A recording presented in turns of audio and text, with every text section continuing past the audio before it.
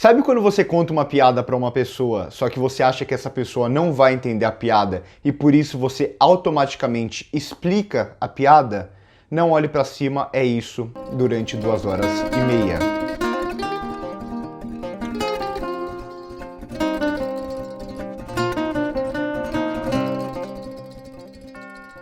Mais do que uma crítica, esse vídeo vai ser um desabafo. Quem segue a gente lá no Instagram viu que quando eu saí da sessão eu postei alguns stories, eu tava bem irritado mesmo com o filme e tal, eu comentei algumas coisas lá. Então siga a gente lá no Instagram que a gente posta bastante das sessões que a gente vai, as cabines de imprensa, às vezes a gente posta também nos stories as primeiras impressões dos filmes que a gente acabou de assistir.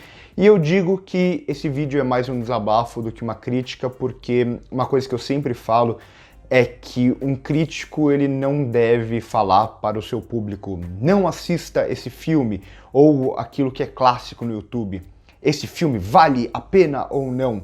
Um crítico que fala esse filme não vale a pena e não vá assistir, ele não é um crítico de cinema.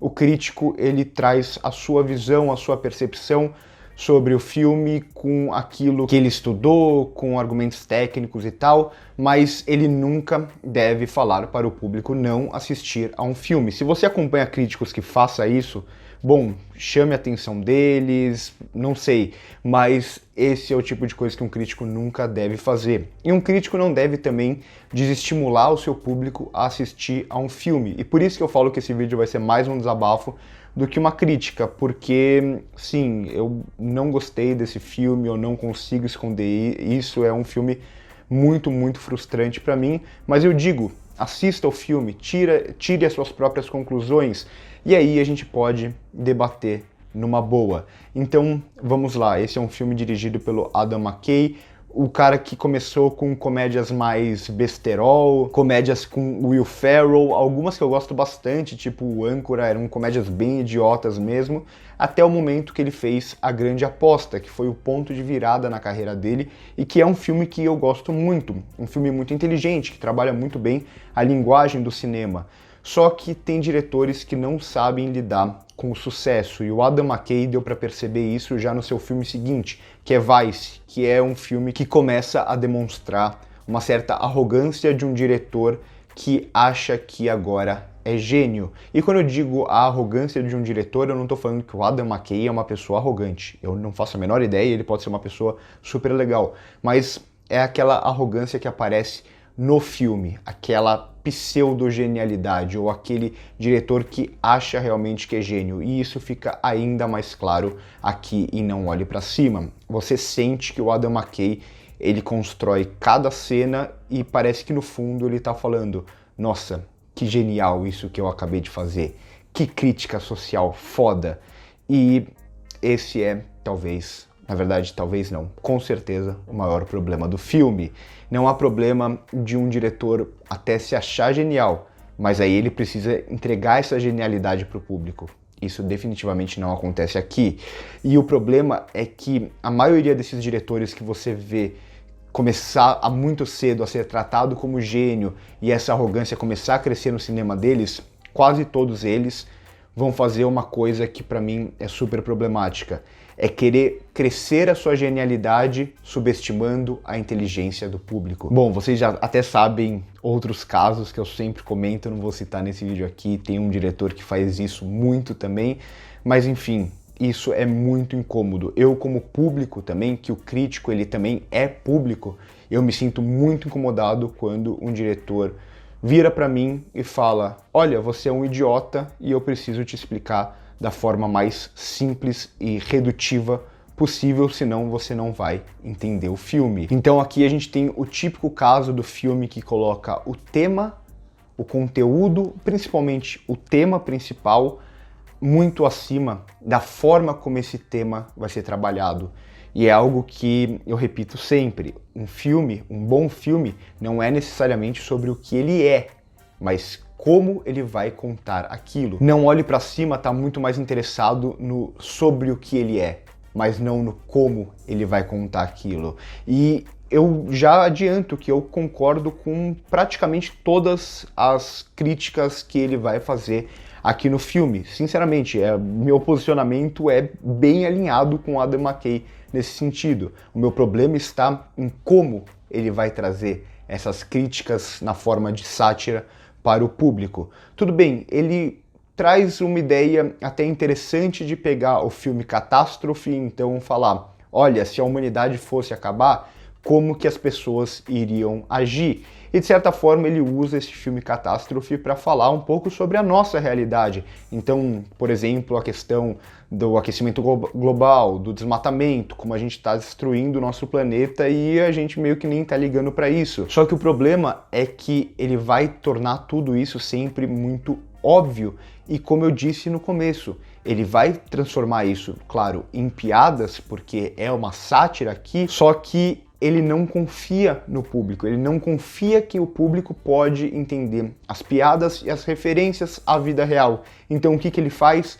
Ele reforça e bate na mesma piada e bate na mesma referência o filme inteiro, como se ele falasse mesmo para o público. Olha, você não é capaz de entender, eu preciso mastigar para você, porque só assim você vai ser capaz de entender. Isso é ofensivo. É uma das primeiras regrinhas, não tem regras, lógico, em roteiro, mas é uma das primeiras coisas que qualquer roteirista vai falar para você. Não subestime a inteligência do público. O Adam McKay subestima aqui demais a inteligência do público. Só que vai além, ele não só subestima a inteligência do público quando ele explica demais as coisas ou quando ele explicita demais as referências, mas ele diz quase que verbalmente para o público que o público é estúpido. Sim, tem um momento que o personagem fala que aquilo tudo é baseado em cálculos, né? É tudo baseado em matemática, e o outro personagem fala para ele algo do tipo: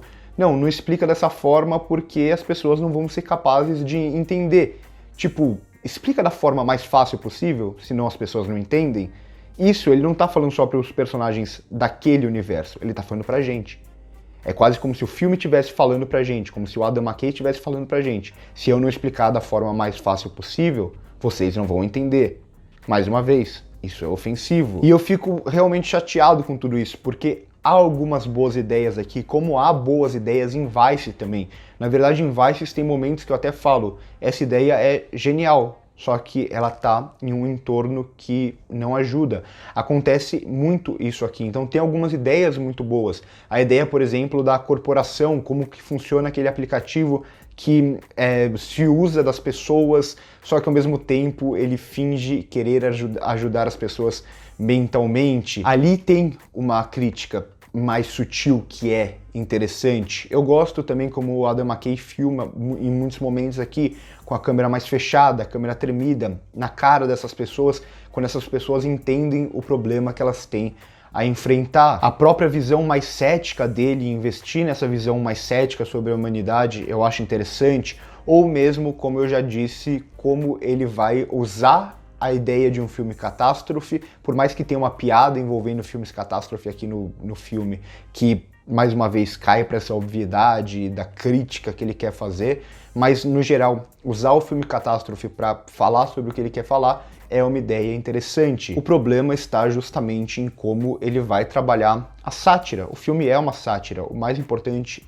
são as piadas aqui e o subtexto dessas piadas. Só que não há espaço para os subtextos, porque ele fala, olha, isso é uma referência ao Trump. Você não entendeu que é uma referência ao Trump? Eu vou fazer algo que vai ficar ainda mais claro que é uma referência ao Trump.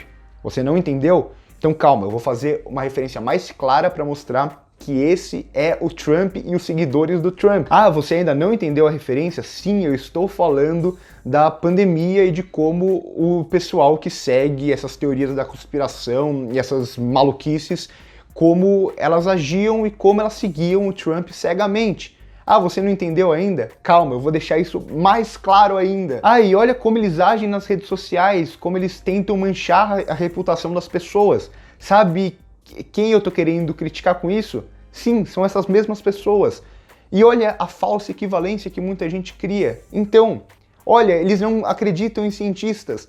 E o filme, ele não faz nada disso de forma minimamente sutil. É tudo na base da caricatura. Olha, temos aqui a presidente escrota que está mais se preocupando com a eleição dela, com a candidatura dela, do que com a possibilidade do mundo ser destruído. Olha, a gente tem aqui o magnata que também está mais preocupado em ganhar dinheiro a custo de vidas e a custo do planeta. Claro, uma referência muito óbvia tanto ao aquecimento global quanto à pandemia. Olha, a gente tem aqui os dois apresentadores de jornal sensacionalista que, para eles, tudo tá muito bom e tudo eles precisam criar polêmicas. Olha, a gente tem aquele militar da velha guarda com ideias extremamente ultrapassadas e, nossa, nesse momento tem uma piada que é simplesmente impressionante, que reforça mais uma vez o que eu tô falando. O cientista fala: não precisa de ninguém indo para o espaço porque a gente pode controlar tudo isso remotamente.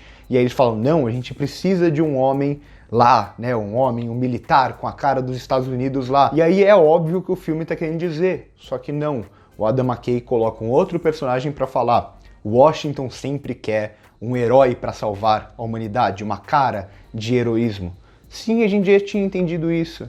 Não precisava repetir. Então o filme inteiro vai funcionar dessa forma. São poucas as críticas um pouco mais sutis aqui, como por exemplo o machismo, como a internet é extremamente machista, então a gente tem a mulher sendo tratada como histérica e virando meme. Não chega a ser tão sutil essa crítica, mas é pelo menos um pouco mais do que as outras, e foi uma das únicas que eu realmente consegui comprar aqui no filme. Mas no final eu sinto que esse filme é como se eu tivesse sentado numa sala de cinema, o Adam McKay virado para mim e falado: olha, eu vou explicar política e a minha visão política para você como se você tivesse 5 anos de idade.